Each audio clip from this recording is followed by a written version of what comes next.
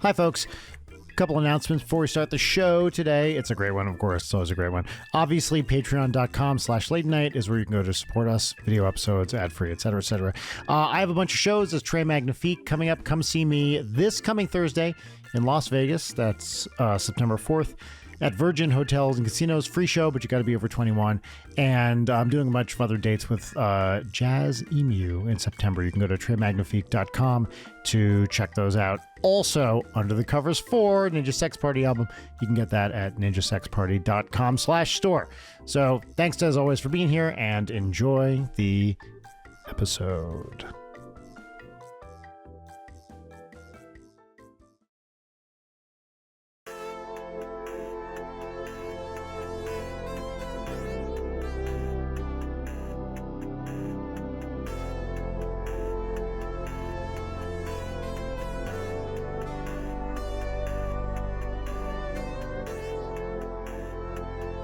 I love that your PBR has become your go-to.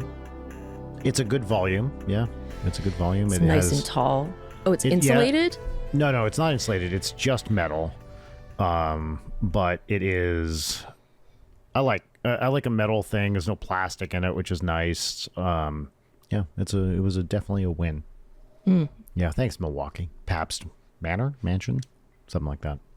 So, and what are you drinking there? There's a little Starby. I'm drinking a little Starby.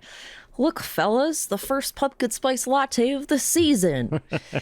What does it say on it? Someone wrote, is that your name?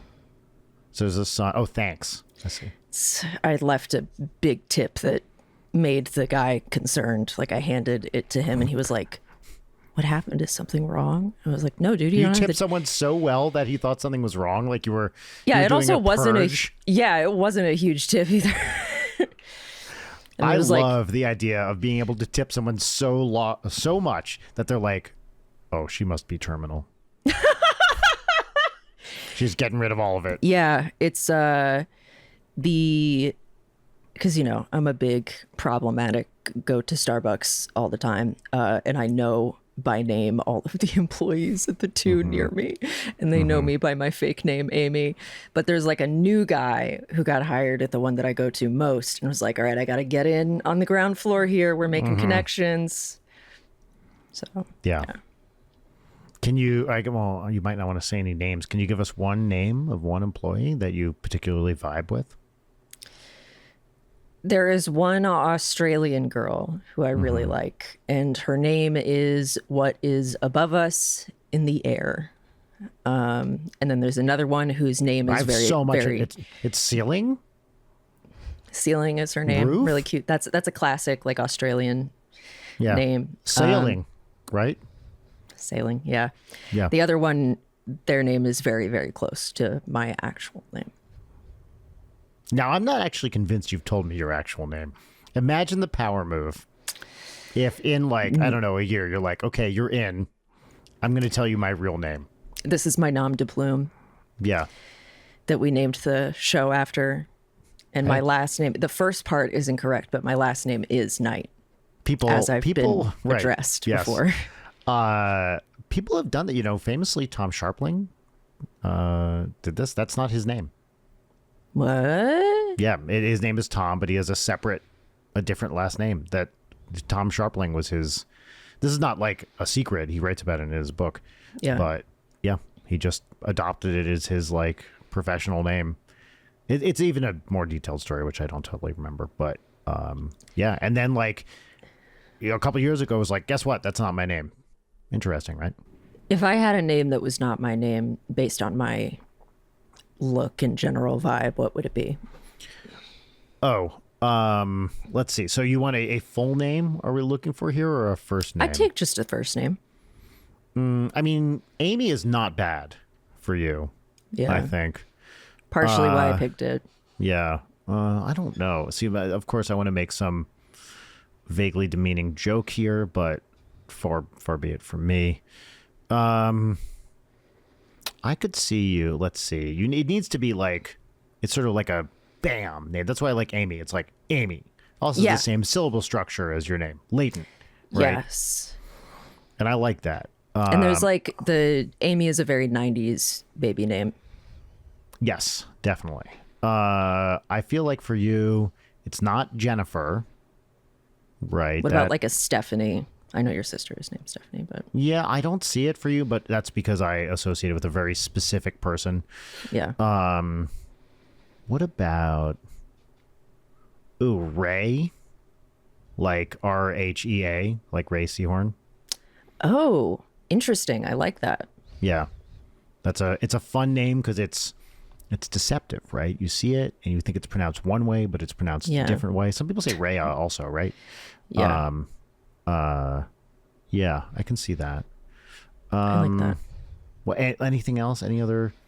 I mean, we could go with like something cool, like Blaze. Blaze is pretty sick. Yeah. What about me, Leighton? Michael. If you, Michael, really? Yeah. Okay. Which I there's one But call me Kel for short. that's actually a pretty cool I shortening know. of Michael. Yeah, Chael, but it's pronounced Kel. Yeah. Do you know what? Have I talked about what my parents' runner-up name was? I don't think so. Kenneth. I don't like it. Because I couldn't see you as a Ken, but I could almost see you as a Kenneth. I think again, syllabic structure is important to me. I like everyone in my family has ba. Brian Wecht, Rachel Wecht, Audrey Wecht. That's not why we picked Audrey's name, but it works. I like that is the case. It's a 2-syllable first name, 1-syllable last name is kind of like the peak structure. Yeah, No, that's right. I'm not And biased. so, Kenneth Wecht, right? Yeah. Yeah. I don't know. I think ending a name on a th, I like Brian. Yeah. Kenneth. The Feels one like that keeps you're not done talking, you know? the one that keeps coming to me that I don't think is accurate, but that I must say because now I can't think of any other names is Gary Edmund. Busey, one word. Gary Busey Wecht. Yeah. That's fun to say. It also fits into the how did this get made stinger structure. Yeah. Edmund was the name that keeps I coming like up. Edmund. Edmund's good. That's a good name. Yep. It's like an intellectual And then I could be name. like the Wecht of the Edmund Wecht. Edmonton. Yeah. Edmund's a solid name. I like, this is a very British thing. You see a lot of, especially older British scientists who it's like 3 first initials and a last name when they write papers and stuff. So, and it's almost always the case. It'll be, this paper is by, I think, is this the right? There was one guy who was like, every paper, DRT Jones, and went by Tim. And it's like, I love when a British guy has like 3 initials and some very British last name and goes by like Bitsy or something. It's fucking Bitsy. awesome. LSD Eddington. Yeah, right. Exactly. And call him Bunny. Yeah, right. Incredible. CBT Peterson. CBD Peterson? I said CBT. Oh, CBT. Yeah, CBD, which I always love CBT as a acronym because those are 2 very different things. CBD and CBT? No, CBT and CBT. Let's see. I know. Wait. I know the therapy one. What's the other? Wait, hold on. Brain trauma? No. Oh, should I look this up? Is this upsetting? Given the way you're smiling, I assume it is. It's cock and ball torture. Oh, yeah. Yeah, of course. Yeah. No, I call it something totally different. Mm-hmm. Yeah. Yeah, that's called basketball. I just call it Monday. A little baseball, a little basketball. Yeah, that's right. I have heard Football. that before. Not the way I do it. I have rules, and Right. it's for everybody's safety. Well, you're touching down there. Fumbling. So let's see. Do I want to talk about this? Oh, that's always the start to a good. Well, it's not that. The reason I might not is because I can't imagine it's really going to translate to this podcast. But I was very excited because Massachusetts, a state in our great union, recently put out a call for suggestions for its new state flag, state seal, and state motto. Okay. And some of these choices are, so they have a giant document that you can see. Let me find this. I sent it to about 1,000 people. Yeah, I gotta peep this. It is here. It is from the mass.gov website. And here, I'm going to put the link in our private chat here. There are some choices here which are unbelievable. How many pages is this? I can't even tell. It's like, I mean, easily hundreds, maybe even thousands. Good Lord. Yeah, okay, it's in the thousands. I like the whale seal. Okay, wait, hold on. There's my God, no way. Did they just put in every single thing people submitted? Because Massachusetts, home of free because of the brave, is go crazy. Go to page 9 on this. That should be the winner. That 100,000% Do you want to describe would what be the you winner. see here, Leighton? It's a Dunkin' Donuts with a Harvard seal on it, a lobster coming out of the door, an anime face on the Dunkin' Donuts. Is that a Patriots tattoo? Yeah, so there's the Patriots logo. It's a Patriots tattoo, and then also I believe the Patriots logo as a rainbow flag, I think. Maybe. Oh, that's a good right. thought. That's smart. And then there's like solo cups cheersing. There's 3 people cheersing solo cups. Which is that Elizabeth Warren? With heart sunglasses on? I think it might be. It might be. And then it says Massachusetts, but there's an M above it. And it's like in a donut font, like Homer Simpson style. Yes, that's right. It's like a pink sprinkle donut font. And then I don't know what's going on in the background here, actually. Yeah, I'm scrolling. It's really now. good. Another one that I like, where is it? Page 27. Very hold good. on. I'm looking at page 18. A golden codfish on a blue field. Simple, profound, non-controversial. Some of these are just descriptions of what they think it should be. Because I guess you could submit your picture, or you could just say, hey, here's what I think it should be. Page 22. A whale with a laser beam coming out of it. And there's like grapes, I guess Concord grapes or something. Yes. Is that? Yes. Laser whale. This is very hard to see. The contrast is low on this. There's a really, really good one, which I have to find here. Fuck, where is it? This is immaculate. This is an incredible document. How did you find this? I saw, page 80 is what I'm talking about. Well, I'm trying to scroll and enjoy.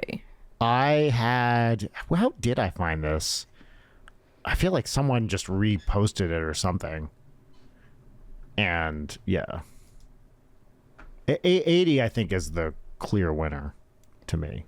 Oh, AI submitted art. That's nice. Oh, just describe what you're looking at here.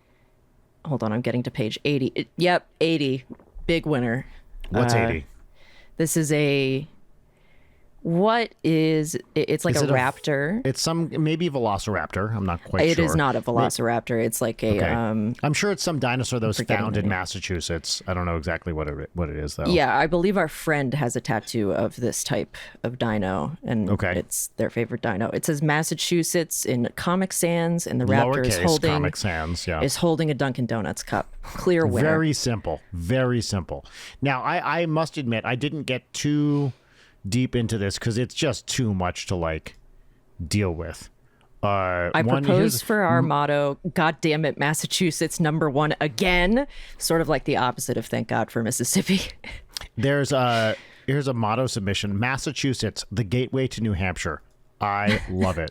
Where Republicans go to become Democrats. I see that. Motto submission. France of the 80s. Help, I'm trapped in a state motto factory. Lucky numbers 31, 41, 59. Keeps Which going. free since 1693. There's some very good stuff in here. I know that this isn't making good podcasting, but I enjoy it. So fuck you. Welcome to Leighton Night with Brian Wecht. Mm-hmm. Yeah, that's Leighton. My name's Brian, and we're here together looking at the Massachusetts we're on page like 100 of God knows how many. It's actually hard to say. Yeah. I mean, a lot of these are just text, so it's like actually difficult. Yeah. Here's a flag which I think is just the Australia flag or something. Yeah, there's a lot going on here, and I don't think we should get too far into it. But if we do see anything, there's one that's the Italian. On, which page? It's go look at 173. 173. Okay. It's like the Italian flag, but it's orange, white, magenta. Which it's the Dunkin' Donuts colors, exactly. Yes, incredible. I really like the Dunkin' Donuts flair here. That's a very good one. Yeah, well, that's obviously a very important culturally part of Massachusetts lore. The fact that, for a long time, of course, there were no Dunkin' Donuts outside of like the East Coast. And now that they're out here in LA, which has been the case for a while, I hate it. It was nice to go back home and see Dunkin' again. But now it's like it's out here and it's easier to find. I love it. I've had a non-zero amount of hypomanic episodes that I've triggered on accident by drinking a medium iced mocha with multiple shots of espresso in it. Like, I'm not kidding. That 3 of them have been caused by that because I'm an idiot. You look at page 197. I don't know what's going on here. I'm down in the 500. Really good. So, wow. Let's see. Yeah, that's some AI art. Do you want to describe that? I don't know. It's a pink mountain with a big old M on it. Yeah, that does look AI. That is 100% AI, thus is disqualified. Okay, yeah, it should be. People are in here with pencil drawings. You should at least have a little respect for the great state of Massachusetts. Some of these are clearly drawn by children, which is awesome. Yes. Yeah, that must be so exciting for a child. Oh my God, can you imagine? I mean, I remember stuff like that where you could do a submission and... So this brings up a topic that I think we could discuss, which is what is the official Leighton Night flag, seal, and or motto? Well, I think the seal is the if only we had an artist. Yeah, I think this. Okay, I'm closing this document because I'm getting too distracted. The seal is definitely which you won't see on the video episode, but the crescent moon logo. I am not a graphic designer, but I cooked. That's a really good one. That's a really, really good one. Yes. Thank you. For the flag, that's the seal. Do you have thoughts for the flag? Not really. I do think our pink purple color scheme, pink purple white, is a good one. I feel like it would have a computer or at least computer imagery on it. Or maybe it's just like a middle finger in the center and then like the moon logo around it. A little aggressive for what we, I don't know. Do you really not think that would personify the show and our general ethos about it? I think it does, but I think it's too aggressive for what I want on a flag. And it's dripping with cum. The crescent. Well, now we're talking. Is in fact actually a cum shot. Every day I'm like, I gotta stop talking about cum. Yes, you're making a couple people way too happy. Yeah, it's an uphill battle. It's the burden I bear. But I do like the idea of what about it's like a normal, like bands of color flag, but they're dripping, like dripping down a little bit. I like that. Let's see. And then the motto, I mean, stay safe, come hard is the vintage. That's the vintage one. I think we can do. Stopped saying it. What are other good ones? 100 Years of Solitude. Come for the blank, stay for the blank. Maybe we just leave it like that. The unbearable lightness of being. Unbearable lightness of tweeting.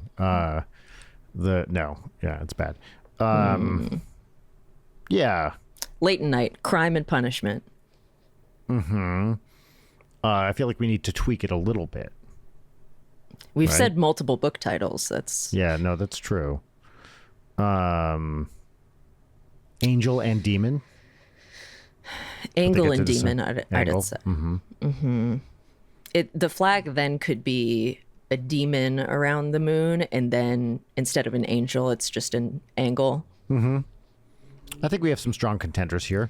I think we do. I'd like to hear sound from the off in audience. chat. Yes, exactly what I And I want was to be thinking. clear, I'm not asking people to make art for free because I always hate when things do Yep, that. I But if couldn't you agree feel more. so compelled, you can write it, much like this PDF.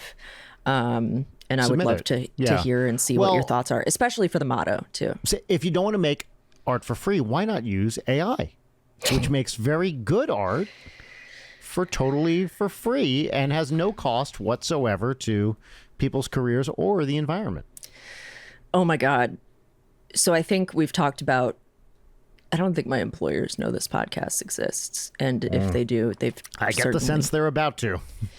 Well, so I was in a meeting yesterday, and I had a question. I had one question that I needed an answer to, and I was like, "Please, I'm asking of you this week, what was your question? What do you think?" What's up, Doc? Right? I ask that all the Come time. on, that's a good question. It is. It really is a summation of the human experience. Doc. But I asked a specific question that's like easy. And the guy was like, Can you tell us what the question is or no? no, I can't because it's too specific. But I asked and he was like, I don't know. I can ask the team who it's their job to know this stuff. Or, I think I'm also going to ask ChatGPT. Oh, no. Of course, I get an email today that's like, nope, that's the answer. But So it was a yes or no question. No, it wasn't. It was just like, nope, couldn't find an answer. And I put the question into ChatGPT and it gave a worthless answer as it typically does. Just, if you're going to use ChatGPT, do not tell me because it's like my job is to like be a human being who generates real content. So don't you tell me that you're about to outsource to a fucking clanker. Yeah. Zip no, it. That sucks. Yeah. And they still didn't answer your question. No, or provide any alternatives if the answer was no, which is what it is. So I'm going to answer the question for you, not knowing what it is, which is go for it, but in such a way I don't know. yeah, I'll certainly go for it. I'll tell you after the record the other answer that they gave me because it was I'm very excited to hear it. great. I love my job. Don't use this as evidence against me. I love my job. You said you said you love your job. I mean, that's good. That's good. Anyway, I wanted to bring up, Oh, yes, please. I've watched 2 incredible bad movies this week. Decided I've been watching too much quality content because I rewatched The Exorcist 3 the other night. Stone Cold. I've been thinking about The Exorcist 3 recently. Yeah, you've seen it? Yeah. I have not, but that's partially why. Brian! I know. Everyone says it's great. Patreon, we're watching Exorcist 3. Can That's I what's handle going to it? happen. Yes, you can. It's not gory. I can think of like one scene where it's gory, but it operates with like not showing it. Yeah. Okay. Cool.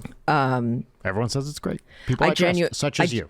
I genuinely think Exorcist 3 is a better movie than 1, but that might be like a strong bias. But anyway, I was watching too many good movies, so I was like, you know what? I got to crack open a cold one. And I've been saving. By a cold one, you mean a vape pen? Why would that be a cold one? Well, because you store it in the fridge, so it's smoother. How do you think vapes work? Where you put one end in your butt and then you pull it through until it comes out your nose, and then you just hit it. No, I actually have the real answer to this, which is really interesting from like a science perspective. Like I don't know why I know this, but like in each little vape cartridge, it has the coil and the heating element, but the heating element comes from the tiny machine elves that live inside of the vape on a treadmill. Yeah, vape elves. Yeah, strange but true. Completely true. That's incredible. Are you aware of a show called That's Incredible from the 70s, early 80s? I grew up with this show. And actually, I have a very clear memory. There was another one, and I can't remember what it was called. I have a very clear memory of watching the show, and they would be like, "Face of Jesus seen in a burning house," kind of stuff. And In a burning house. I remember that very clearly, and being like, "What? Oh my god!" You know, it was like insane human interest stories. With an air of, you're never going to believe this, because as far as I can tell as an adult, it was all made up. Yeah, that makes sense. I just noticed looking at my coffee cup with my name that you can't fuck up. Ami. Yeah, Ami. That's a name. It is. No, I have no qualms with it. It's just like, why is it because it's LA? Because I get like non-Y spellings of it a lot. Sure. So just because it's LA. AMEE, like Amy Mann. Yep. Yeah. Anyway. If that's your default, I'm sorry. If that's your default assumption that that's how you spell Amy, that's an interesting person. I'd like to see what happened to that person. Maybe I don't look enough like a basic bitch despite being in there getting a pumpkin spice latte. Anyway. So your movies. I've been saving it forever. Joel Schumacher's Number 23 starring Jim Carrey. Oh, wow. I've been curious about it. It's supposed to be notoriously terrible. Yeah, and whatever conception you have of what kind of bad it is, like this was the perfect. I was in the mood for a bad horror movie, and the thing that I hate are ones that are trying to be bad, doing the like wink wink. I hate that. I find it creatively cowardly. That's not what I want to watch. Yeah, it's not fun. However, I want something that's earnestly, genuinely, confusingly, shockingly bad, and that's the Number 23. I've heard about this. It is crazy. It has extended fantasy sequences. Before I say that, I need you to watch it because there's math and there's saxophone, inexplicable saxophone. Wow. And let me ask you, Leighton, what's 23 times 3?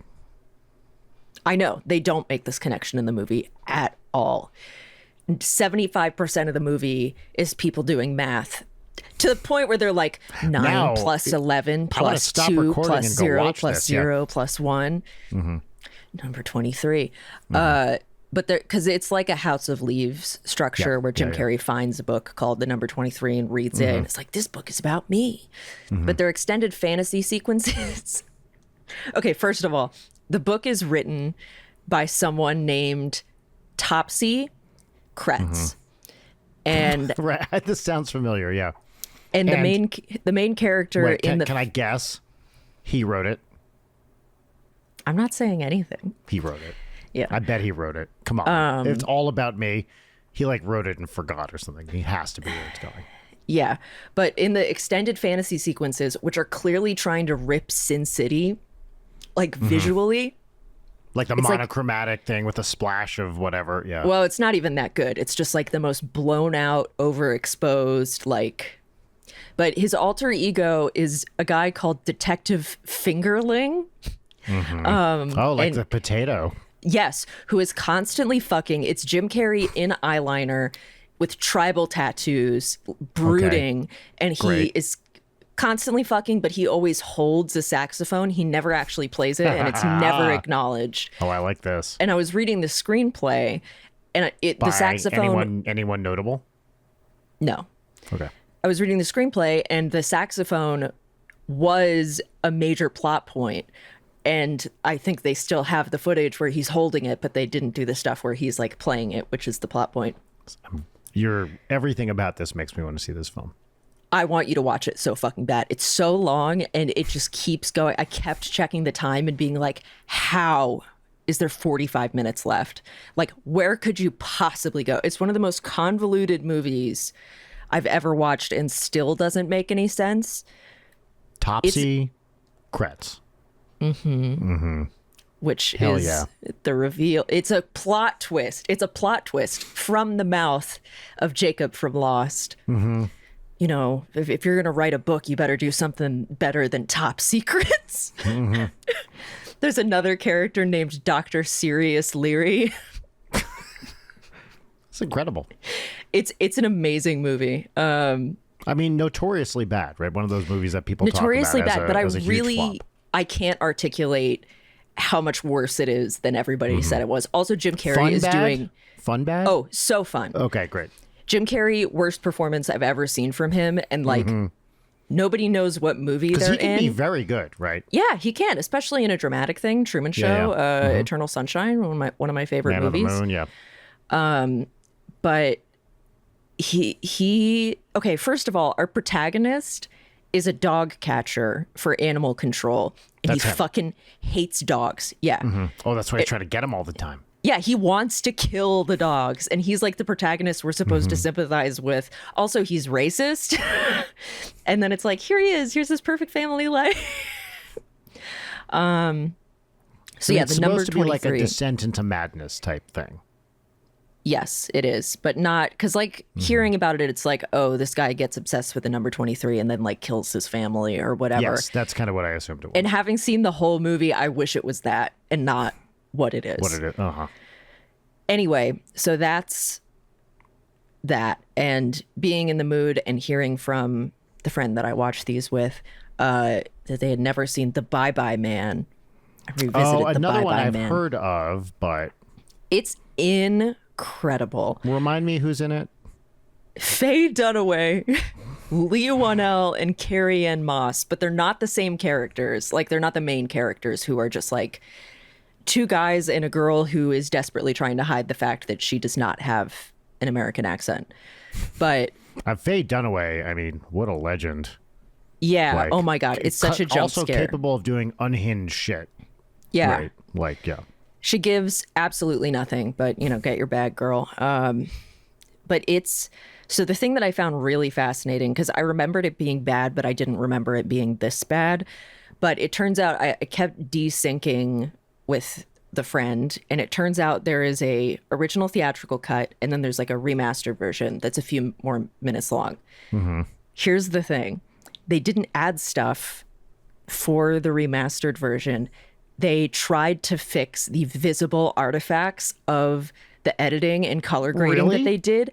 It's crazy because I watched the version that was fixed and I could still see a lot of the issues, but we were like comparing and Crazy. contrasting scenes. Yeah, you can see like layer masks over lights where they were trying to eliminate, like you're supposed to be in the woods and there's a car in the background, but you just see the floating black circle going over it. The Bye Bye Man looks like shit. The Demon Dog looks like shit. It's the sound mixing is terrible. You can hear the noise gates cutting off the dialogue, like audibly hear it. Foley's terrible. It is like completely a mess. Very, very fun bad too. There's like a bizarre cucking subplot. That's a lot of the movie. Also, the name of the Bye Bye Man. Once you start dropping the and you say, oh no, Bye Bye Man's gonna get me. I'm sorry. Can we just go back real quick? Sure. Can you do me a favor? Okay, now the writer of the number 23 is credited as Fernley Phillips. Can you please, Leighton, go to IMDb and look up Fernley Phillips? Fernley. Oh, I know. I already searched his name. The number 23, creating the world of fingerling. Also, Also writer on yes, tell me. You, which is a you, want me, the number 2, kill him. Prince style. This is the Prince horror movie. You want me to kill him. This is crazy. This is the great. I mean, what an IMDb page. This is I have incredible. to watch Creating the World of Fingerling. I mean, I do that every day. This has to Wow. be an obvious pseudonym, right? It's got to be, right? Yeah. The one of the members of the cast is of You Want Me to Kill Him, and this is the first time I've ever I seen didn't this even name click through. outside of a certain celebrity's child, but Mingus Johnston. Oh, hell yeah. Anyway, so that's A teenage boy's descent into the dangerous world of the internet. I have to watch this. Oh my god. I highly recommend like Bye Bye Man and the number 23 are the perfect get drunk with your friends and then be aghast horror movies, and it's really hard to find movies like that. I actually Yes. I made a private letterbox list because I was trying to like mentally get my head around like what are the movies that fit this bill of like genuinely bad. And the Bad War of the but fun. Yeah, the War of the World, the new War of the Worlds movie. I think I'm going to see it next week with some friends. Please, I'm dying to talk it? to you about it. I did. I watched it when I was with Aaron and Susie with a you bottle did? of wine. Okay, and it was... It's amazing. It's so good. Other things excited. that count, the movie Serenity, starring Matthew McConaughey and Anne Hathaway, which... Not the Firefly movie. No. It's a movie that screen tested so bad that they completely dropped doing a marketing campaign for it. It's got Jeremy Strong in it. It's got... Oh, yeah. Who is it? Jason Clarke, I think. But it has the craziest twist I've ever seen in a movie that like... I think you told me about this once. I can't. Yeah, I feel like we think talked about this. revealing the twist would make some people really want to watch it, but I think it's important that people don't get spoiled because like whatever you think is happening in this movie will not come even close to what the twist actually is. Yeah. It's unhinged. What else do I have on this list? I have Knock Knock, Eli Roth's Knock Knock, starring Keanu Reeves, and Spiral from the Book of Saw. That's peak. Like, what the fuck is going on here? Yeah. So, yeah, that it's a very short list right now. But I'm trying to think, do I have any? And so wait, the criterion is bad, but mystifyingly bad and fun. Is that right? And like earnest, which Bye Bye Man isn't necessarily earnest, but it fits the bill still. And like, wait, have you heard about this movie, The Room? Exactly. Like The Room is like too far past the point. It's like a cultural artifact now. And I would say that Neil Breen movies certainly fit this mold. And I'm saying it now because I know literally everyone will be like, what about Neil Breen? Well, of course they will. Yes. Like, yeah, of course. I love Neil Breen. I think he counts, but it's not the same thing. That's like outsider art. It needs to not be a thing in the way that those are a thing. Yes, exactly. And I was looking up on Letterboxd lists of bad horror. Made me lose faith in humanity a little bit. What about American Vanishing? No? That isn't fun, though. Yeah. It's just a slog. But multiple people, about a dozen people, on their list of bad horror, Alien. What? I know. In what world do they live? I don't know. And also... In which world does such a person live? That's an insane take that movie is bad. Yeah. Also on many of those lists were Strangers Pray at Night, the first sequel to The Strangers. Here's the thing. That is a movie I will die defending. I think it is a perfect neo-slasher. This is the thing that bothers me about shitty horror movies is when they do a bunch of like homages to better classic horror movies. It's like the hello human resources meme, but if it's a movie that I like and they do it, I'm like, oh, hell yeah.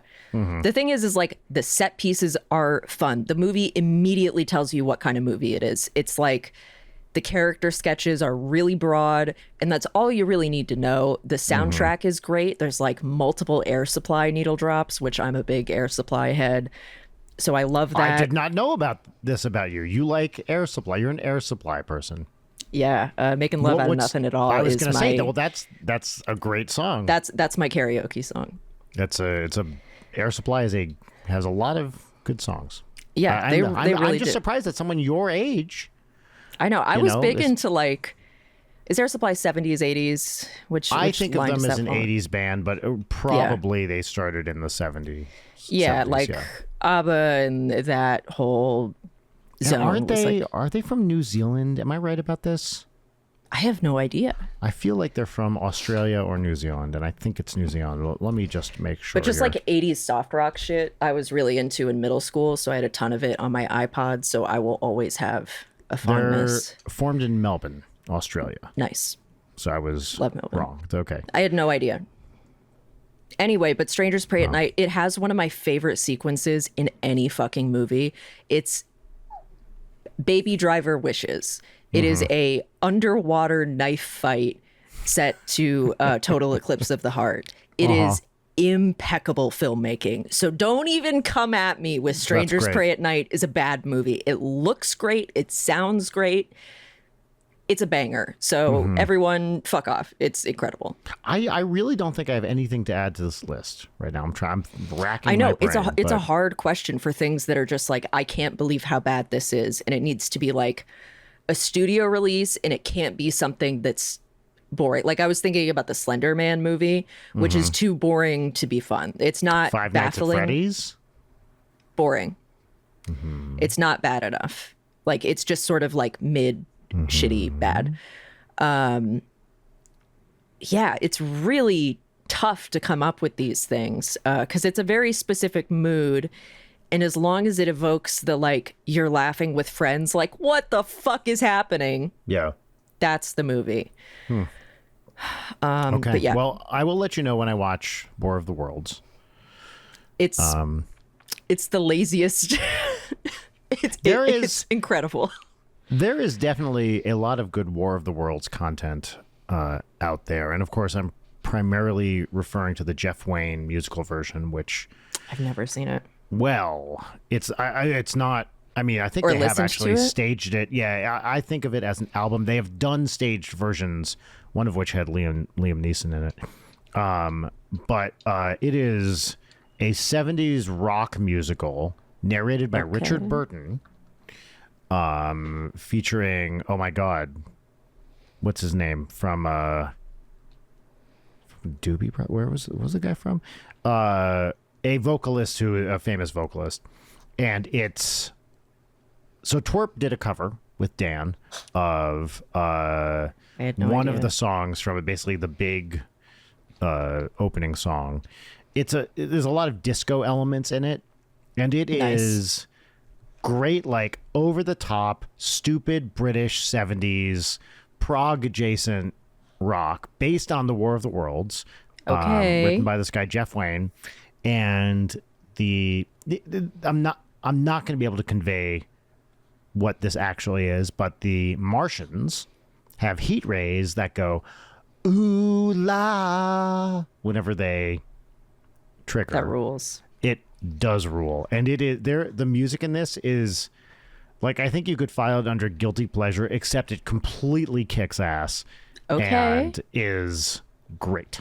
So I've been listening to this since college. It's from the 70s. It is in England. It is much more popular and was much more popular than here, but has acquired this cult-like status. And I believe the thing was like, it was in the 70s, and an opportunity came up for this guy, Jeff Wayne, to get the rights to it, and he just took it and made the thing. And I think has not given up the rights to it or something like that since then. Amazing. Yeah, it's great. My favorite War of the Worlds content, and if you want to hear more about this, you can listen to my 3-part series, Deep Cuts, The Lost History of Found Footage, which is maybe the hardest I've tried on anything we've ever done for this podcast. Yes, but I absolutely. stand by it. It's great. But I start it with an excerpt of an interview between Orson Welles and H.G. Wells that is amazing, and I can't recommend enough, but especially because Orson Welles is like, oh, I'm just working on this little film. It's called Citizen Kane. Well, Very funny. Leighton, you have to mention this classic video you posted, speaking of Orson Welles, which is, I mean, so well known that I didn't think it even French champagne. Like, it is such a trope and such a famous thing that I almost couldn't believe you posted it in our little gamer chat in our YouTube Criterion collection, because I just was like, well, everybody knows this video, but it is an absolute all-timer. Do you want to describe? Yeah, I mean, the thing is that this doesn't just, because I saw that you put the ice cream tester video, and I had the reaction like everybody knows this video. Yeah, The Criterion which is Collection fair. doesn't have to be deep cuts. No, I know. But it's the original takes for Orson Welles' wine commercial, which, if anybody listening hasn't seen it, is one of the greatest my videos God. of all time. Yes. And I believe, is it a Pinky in the Brain where they just do the commercial? Like, There's a BoJack Horseman episode where they do it. But there's one where it's literally just the exact, no, like he just says the things Orson Welles says, and it's not edited. I think it's a Pinky in the Brain, but I could be wrong. Because when you have Maurice LaMarche, who could do a great Orson Welles, he just does it. Apparently, Aaron knows that commercial verbatim and does it perfectly. The next time I'm on call with him, I gotta ask him to do it. Action, please.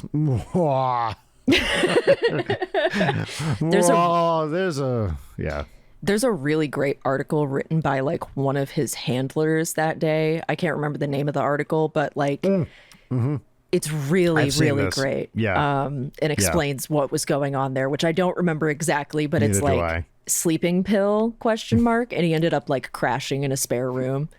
You feel terrible for him because he is clearly impaired. He's fucked. But the fact, I mean, what makes it funny is this guy clearly thought he was the greatest person in the world. Yeah. And you see him at a low point, and it's very hard to square those two things together. I also put in the Criterion collection, Along Came Polly, The Best Man is in the House, which I think I've never seen Along Came Polly, but I think it's just mathematically the best pratfall of all time. I'm going to watch it right now, and you're going to witness how hard this gets me, even though I've watched it a million times. I'm watching it. I'm waiting for it.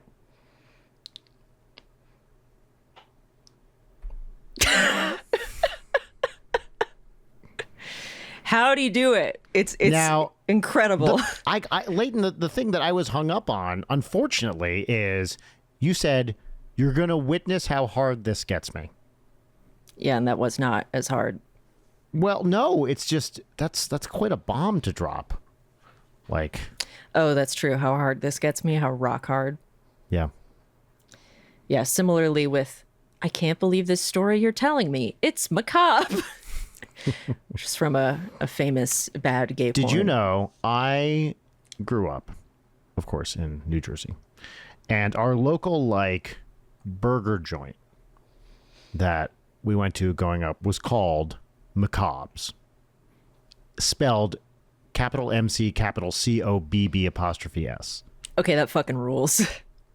And I don't think they thought about this at all. That's like on the level of Top Secrets and I believe Serious it's Leary. still there. It's either in Pompton Lakes or Wayne, New Jersey, on the Hamburg Turnpike, and had the best. This is the first place I ever had what in New Jersey we call a Texas wiener. Do you know what a Texas wiener is? And this is not a joke because I would never. No. It is essentially a chili dog, but it's got like chili sauce, chopped onions, mustard, and stuff on it. And Macabre's made this incredible chili sauce, the likes of which I have never had anywhere else. And I think this place is still going. And if anyone's even remotely near North Jersey, you got to fucking go to Macabre's because it's so good. And it was entirely staffed by high schoolers. And it was just the best, like, little burger stand type place. Maybe could seat 50 people tops. So great. Well, all I can say is I can't believe this story you're telling me. It's Macabre's. Macabre's. I know. Well, right. Yeah. It's got to still be open. In fact, I think my sister sent me a jar of their chili sauce for Christmas like last year. Macabre's.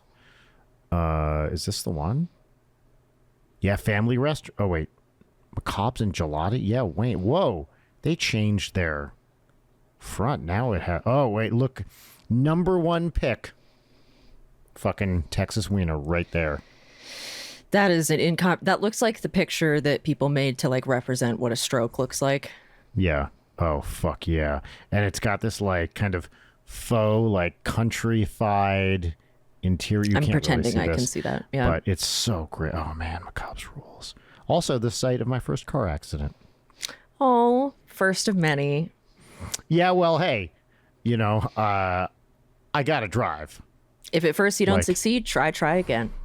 Yeah, and you'll get that vehicular manslaughter someday. Someday, I can keep trying for it. I did I tell you about how I made my friend's kid who didn't like me laugh? Yes, you did. Yes, great. You told me extensively about this child. Yes. Did I say it on the show? I can't remember. I don't know. Whatever. Anyway, listen. This is the most up to the minute we've ever recorded an episode. We're recording this within 24 hours of when it's coming out. So it's fresh. It's hot. as always, we were known for our hot up to the moment takes on current events, but now we can really opine hottest takes on things that just happened. We're in the news cycle for the first time ever. So Yeah, I'm good. Taylor Swift's wedding. Go. She's secretly gay. Okay, great. Hot take. You heard it here first. And no, you didn't. Yeah. We are going to move into segments now because we don't have a lot of time today. Yeah. Our first segment. Now, we periodically on this show, we like to revisit our assumptions, as it were. Is check what our we're priors. doing working? Check. Do you say check your privilege? Okay, I will in a minute. No, check your priors. Oh, check your priors. Yep. I do like to do that as well. I like to check my privilege. I like to check my priors, and I like to check my little black book to see who's available. Also, but in my dance card, which is full. Oh, always. Yes. Full dance card, of course. If there are any aspiring rationalist listeners out there, though, please let me know. But we like to go back and say, what's working about the show? What's not working? Is there anything we can do better? Can we, usually not big changes, although we're open to those. Are there any tweaks we can make on the format to make this a better experience for us, for the listener? For our vast support staff that has to go through the episodes and sweeten them, as they say in the business. Is there anything we can do that would just make this show the final form of what it could be? And this is a new segment for 2025, operating on top of that assumption of constantly innovating, constantly making progress. That's right. Always moving forward. That's why I say ABC. Always be moving forward. And I think we're going to be doing that here today with a brand new segment. Now we're almost in the final quarter of 2025. One of the hottest years on record, at least in terms of how much juice this show has. We're almost in the final quarter of the year. So this segment was new for this year. We're reinventing it once again today on this show. This segment is in its brand new form. Segment is our pop culture recommendation segment, where you get to talk about some pop culture you've been enjoying recently, book, movie, video game, what have you. And it is called, I decided to switch things around a little bit. It's called What's Poppin', and the theme song goes here. What's poppin'? What's poppin'? Great. Leighton, what's poppin'? What's poppin' for me, I'll recommend two things. First one is that there is a very classic ASMR channel who is one of the very first to ever do it. And the channel is called Massage ASMR with Dimitri. And his older videos, I've fallen asleep to them many times. I mean, he nailed the format early on before it was a thing. And then he disappeared for many years. He's fucking back, and he's posting regularly, and they're all bangers, and it makes me so happy. And they're all ASMR. Yeah, he does, it's not just massage, but the massage ones are really good. So that's very exciting for me. And then my second pop-in, if you're not an ASMR head like I am, is the novel Legion by William Peter Blatty, which is technically the sequel to The Exorcist, because I reread The Exorcist and I'm rereading Legion, which I like Legion better.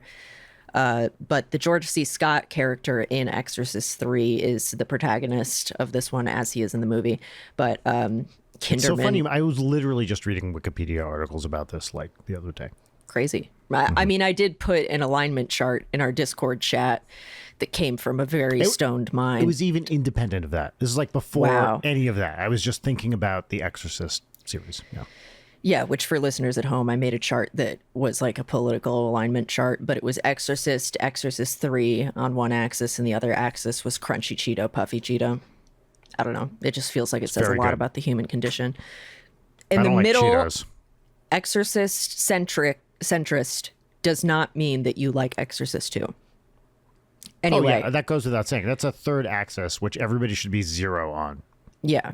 Anyway, but Legion is really fantastic because it's just like a straight up procedural, and not there's not an exorcism, but it's like related to the events of The Exorcist. But like, I just love The Exorcist 3 is partially so great because Blatty directed it and wrote it. So it's him adapting his own book. And it's the kind of thing where you can tell it was written by a writer because it's so dense, so snappy. It has George C. Scott losing his shit a lot, which is my favorite thing. Yes. Which, honestly, watching it, I'm like, oh, I gotta watch Doctor Strangelove again. What's the best, you know what the best George C. Scott losing his shit is, right? I don't know. Turn it off! Turn it off! From Hardcore. I haven't seen Hardcore. I've only seen that scene, and it's a good moment. All right, yeah. I was thinking, we cannot allow a mine shaft gap. I think the Also number very one good. pratfall, which Along Came Polly is like second to, is his actually real fall that he just keeps going through in Strangelove. I was watching scenes again. Of course I like to call. Of course I like to say hello. Now, Dimitri. Yeah. Yeah, it's So funny. if anyone listening like hasn't watched Doctor Strangelove because it's like, oh, it's black and white, it's an old movie, it's Stanley Kubrick. It's like the best comedy of all time. It's so funny. Yeah. I mean, It's amazing. Peter Sellers actually legendary. Playing performance. 3 characters to perfection. Yeah. George C. Scott. Who else is in it?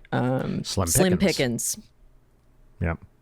Same brain. Has one of my favorite needle drops at the end. I find the ending of that movie weirdly comforting. Which probably says a lot about my brain. So yeah, those are my 2 What's Poppins. Highly recommend both. Brian, what's poppin' for you? Well, this time of year, Labor Day weekend, is very good for puzzles. And I have talked in the past, this is not my poppin', but Mark, oh my God, Halpin, I think is his name, puts out a Labor Day puzzle extravaganza every year. I'm looking forward to it. I haven't seen it yet. But That's adorable. what I've been meaning to talk about for a while is Peter Gordon's Fireball crosswords. And I think I've had this on my talk about it list for a while, but I don't think I talked about it. We talked about it briefly with Deb Amlin when she was most recently on the show. These are hard crossword puzzles, not all written by, but all edited by Peter Gordon, who's a legendary crossword constructor. And some of these crosswords are just normal themeless crosswords that are challenging. Some of them have tricky shit going on. Some of them have meta puzzles. And they are not so hard that it's like, well, you're fucked. But they're all Saturday level NY Times crossword puzzles. In fact, a little bit more. And I find them the perfect level of challenging. Some of them you just whip through. It's like anything like this. Some of them are pretty straightforward. Other of them, they have a twist you got to figure out. I'm doing one right now with a really great twist that no one's going to fucking solve this puzzle here. I guess I should just say it's all of the phrases have one of them is NATO flag for one of the long across entries, but a substring in NATO flag is A2F. So instead of NATO flag, it's NAABCDEF lag. So it's That's all crazy. strings that have letter to subsequent letter. And the puzzle uses every letter of the alphabet in a string in AutoZone has T, U to Z. So AUVWXYZ own in it. It's fucking, what a cool conceit for a puzzle. And I'm trying to remember what the other 2 thing is. Do you do these by hand? No, I do them on Across Light, which is a puzzle software. So the Labor Day extravaganza ones, some of them you have to print out because they just don't work in that format. They're not released. All of these crosswords you put in, they're almost all released in in a .puz file. Is it the program that has the yellow logo?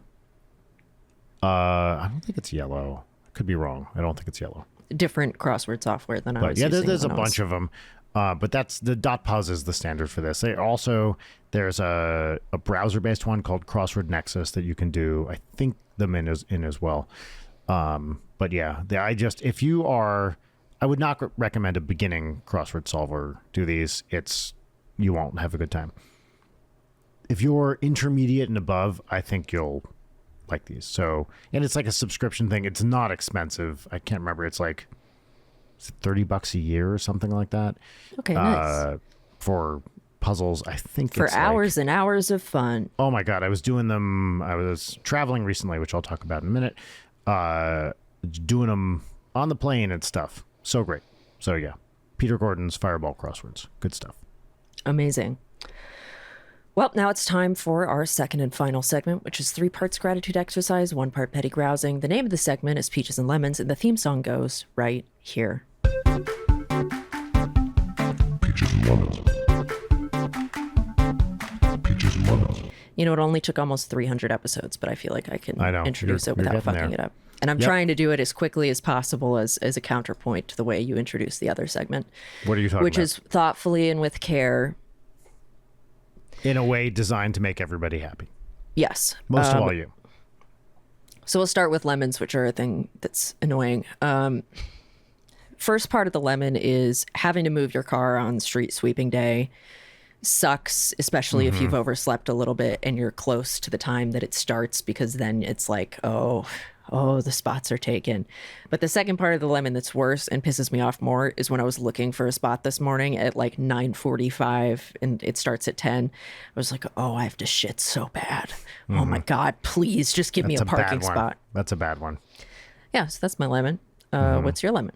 My lemon is that I had a 7-hour flight delay yesterday, and there's not much to say. I wasn't in a super rush to get home. It all worked out. I ended up changing to a flight. Once we got to hour 5, I changed to a different flight, and I'm glad I did. But luckily, all my bags got to where I needed to go, no problem. But yeah, that's my big lemon. Just a big stupid flight delay, which luckily I just hung out at the airport, did crossword puzzles, Nice. watched Alien Earth and Succession. Nice. Oh, how far are you in Succession? I am halfway through the final season. Nice. So you've I seen gotta the say, episode. I've seen the episode. I feel like after Logan dies, the momentum kind of evaporates a little for me. I Also, was like, spoiler, yeah, the they thing all die. that- Sorry, the thing that the show is literally about. yes, which was definitely going to happen, almost Yep. certainly. So yeah, I think I just watched the 5th episode of the season, Yeah, where it they go pick- to Sweden, Norway, one of them. Yeah, it picks up a little bit more after that as you kind of get into the finale. Because it's also like 4 seasons, it sort of starts spinning its wheels with the same sort of structure of everyone's Are we going to do a about making- deal? Okay, now everyone wants to do the thing. Okay, now we have to go. This is something I was thinking about, which we don't need to get into now, but there's a lot of like, I feel at some point there's a lot of tell don't show, especially when it comes to the corporate deals. Yeah. Where it's like, You're also making a lot of phone calls and getting on helicopters. yeah, it's like, all right, I've kind of seen this before, and I don't actually care if this deal goes through. That's the other thing is there's a lot of like, this is a very important deal, but I don't feel it Yeah. a bunch of the time. But it's like the character stuff is so strong that it feels like the actual plot is sort of set dressing for Yeah. That's right. character-driven stuff. Yeah. Anyway, not So- to get too deep on Succession stuff, but that's great. So that's my lemon. Yeah. Time for peaches, which are good things. I will say my first peach is that I got Susie and I went to Lush when we were in Portland, and I got a new scent that they have, because they have body sprays in like like window cleaning bottles, like which is cool, but they spray super heavy and like the longevity is crazy. But it's called Stormy Weather.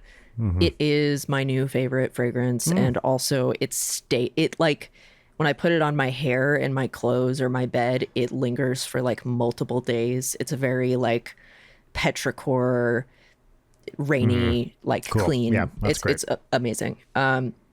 Second peach I already said, but it's pumpkin spice latte season, baby. Yeah, I love you're it. very excited. I am. It's my favorite thing, and I feel no shame about it whatsoever. And then my third peach is because it's been so hot, I've been doing the filling up. Is there anything better than filling up a water bottle like most of the way, putting it in the freezer, letting it get almost completely Truly frozen? the best. Yeah. Oh, it's so fucking refreshing. It's my favorite. Like, this is the thing with like sparkling water and everything. you're not going to beat actual cold still water. It's just like the most delicious, amazing thing in the world. And that's very lizard brain of me, but it's true. I got to say, for me, if I'm like really thirsty and needs to be cold, there's something about the cold sparkling that for me hits exactly the thing I needed to hit. Interesting. That's like the only time that I like beer. If it's a super, super hot day and like there's a beer around and you're tired. That's a very good feeling. And it's cold. It hits, but yes, it is cold. Frosted cold. glass, like, oh. All other times I do not like beer. Anyway, my what are your favorite, peaches? I like beer when I'm in prison and I have to go like retar the roof. Like then I just need a frosty bucket of cold ones for me and the fellas. That's true. Yeah. Yeah. That's my favorite time to have a nice icy sudsy beverage. I was going to make a Sopranos reference that you wouldn't get, but for the folks at home, the roof is soft tar. Mm-hmm. Anyway, what are your peaches? There's an old Life in Hell reference that I think of whenever I think of really? A beer, which is Yeehaw, Frosty Mug, which is from, I think, a very early 80s Life in Hell strip. Nice. My peaches. Peach number one. I recently got back from a writing trip with one Mr. Dan Avidan and another Mr. Jim Roach, which we wrote the vast majority of the next NSP original album. And there was a lot of prep that went leading up to this. We didn't show up cold. We had a lot of stuff done, but it all just came together, and I'm very excited about I'm glad to hear this upcoming album. Yes. And in fact, I think we will have some new original music out much sooner than anyone thinks. Yay. Mm-hmm. Oh, by the way, how's your eye? This is completely unrelated. I mean, you can look at it right now. It seems to be totally, it was this one right here. Yeah. I think it's fine. I put the antibiotic ointment on it for a week as instructed, and the infection has subsided. What's crazy is after you told me about that, I developed a little Did you zit really? Right here. Yeah, it's not like to the level that yours is. A sympathetic eye infection? It's not an infection. It's just like a little zit. But yeah. Eye issue. Eye issue. Same eye, right? Yeah, it is. Crazy. Wait, yes. Anyway. So yes. And, I put this down as a peach, but I'll have it a sub peach. Under the Covers 4 is coming out in October. And at this point, we have announced it. And you've seen the album cover. So if you're interested in that sort of thing. Gorgeous album cover. It's the best one. It's the best one we've done. In fact, actually. Show it. Hold on. So I have something else to show here. Here it is. Amazing. Photography by F. Scott Schaefer, who shot a lot of the Lonely Island covers. This is the insert. But the thing to be particularly excited about. Oh, did you get a cool color? It's translucent baby. Pink. Look at that. Baby. That's the stuff. Isn't that cool? So yeah. That is cool. And I don't think we're doing, sometimes we do like limited edition colored vinyl. I think all the vinyl for this are just pink. W. So yes, I love this. I do think this is my favorite. It's a great shot. It's pink. Right there. It's pink. The text treatment is amazing. You guys look great. What's not to love? What's not to love? All right. So my second peach is on this writing trip, I purchased a new saxophone. Yep. Congrats. So this was almost my lemon. I show up at the airport. I put my sax case down. Someone bumps it and it crashes to the ground. And it's like, okay, it's probably fine. It's in the case, but I go to play it because I have a show in Vegas next week. And it's like, there's a key fucked up. I'm like, fuck. So I happened, I'm like, God damn it. Cause it's like, sometimes it's a pain in the ass to get a horn repair person. There was an amazing horn shop 10 minutes from where I was, where I went, they fixed it right away. And it was the kind of thing I needed a repair person to fix. Yeah. And they had a great selection of used saxes that they were like, hey, while you're waiting for the repair, why don't you play through a few of these? Bloop, tootle, tootle, toot, as they say in the business. And I was like, well, I've been wanting a new one. The price was right. It wasn't super expensive. And I fucking got it, baby. So I had to get it shipped to me, and it should be showing up next week. But yes. That's awesome. And it's another soprano. And yeah, I'm very excited. So yeah. Amazing. Congrats. My final peach, as many of these do, involves my wonderful daughter, Audrey. She and another kid, she started 6th grade, and she and her like desk mate were not getting along. And she's like, this girl is just like ignoring me and I can't figure out why. And after a week, this girl turns to her and she's like, hey, I'm so sorry. I was ignoring you. You were doing this that was really bothering me. And I don't want to start off the year as like enemies. So like, I'm sorry that I was ignoring you. And Audrey said, oh, well, I'm sorry. And she said Audrey was like interrupting her, which is very plausible. I think she does. Yes. And Audrey said, well, I'm really sorry. I didn't mean to interrupt you. Apologies as well. And now they are friends and they have worked it out. Just two kids on their own, two sixth graders, like being far more mature than I certainly was at that age. The emotional maturity there is crazy. And especially when you imagine like you're off on the bad foot someone at the beginning of middle school, that could blossom into like a whole fucking thing and turn awful. Yeah, the social network. And the other of it. girl was like, I don't want to be here. Let's just work this out. And they worked it out. And now they're buds and they're giving each other little drawings and stuff. Oh my God. That's so cute. I mean, right? Like, I am so proud there of... are adults who can't do that. There are many adults who can't do that. Yeah, it's like, I'm mad at you and I'm going to be mad at you for the rest of my life because blah, blah, blah. And I won't tell you why. But like, no, I was so proud of both of them, really. But also, yeah, it's nice to see. My general policy with this is kids will work it out. Yeah. And it's nice to see that in action, and especially to hear just like middle school, one potential middle school pitfall averted. So that's wonderful. Yep. So far, sixth grade has been going great. She's having a great time and really enjoying it, which is nice to hear. Well, I hope the folks at home who are adults can be inspired by the grace exhibited by these two sixth graders. I think that's a good message to leave the episode on, along with, hey, do you not want to hear ads? Do you want to get video and ad free every single week, or at the $5 tier for $2 a month, or at the $5 tier, all that plus a mini-sode every week? I did a let's play of my extremely modded Stardew Valley save, which apparently stressed some people out due to my min-maxing nature. But yeah, there's all sorts of, there's 5 years of content on there. So much. So if you want to pay for like a couple of months and just download it, I'm not going to stop you, because that's exactly what I do with Patreon. Sure. Go for it. Every little bit helps. And it's there for you to enjoy. Probably, I can only assume you're going to do this. At the beginning of this episode, we talked about a drippy cum flag, which I think you're going to design. A drippy cum flag? Yeah. Oh, fuck, because I'm going to have to make the thumbnail for this today. Ugh. Yeah. So much shit to do. Don't do that. What? I can't. Here, Leighton, look at my eye. Don't do that. You should get that checked. This is the other eye, too. Don't do that. I'm impressed you can do it that rapidly. But wink? How fast can I wink? Now, this is the cut. Now, if you're on the Patreon, you'll see this. Ready? It's exactly why you should get the Patreon. Wow. I'm impressed. I'm professional, people. All right. Well, we will see you next week with another absolute banger of an episode. Hope everybody has a great Labor Day. And that's it. Goodbye. Leighton Night is produced by Brian Wecht and Leighton Gray. Sign up for our Patreon at patreon.com/Leighton Night. Follow us on Twitter at Leighton Night, on Instagram at Leighton_Night, or email us at leightonnight@gmail.com.